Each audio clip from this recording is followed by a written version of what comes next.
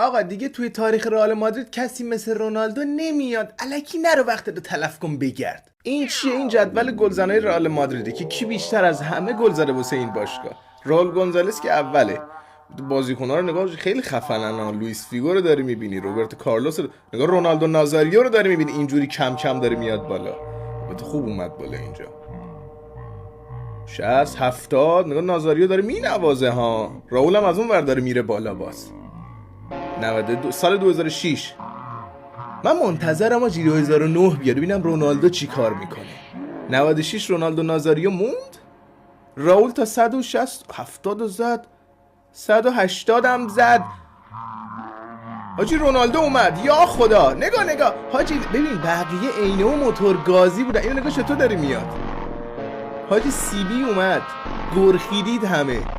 نگاه حاجی، من چی بگم. نگاه حاجی واقعا رو موتور نشسته، بقیه پیادن. تازه 2013 2012 13 رکورد رو زد. یا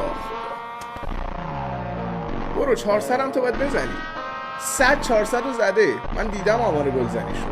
محو شدن هم. نگاه کجا موندن. 200 هم نرسیده بودن بقیه.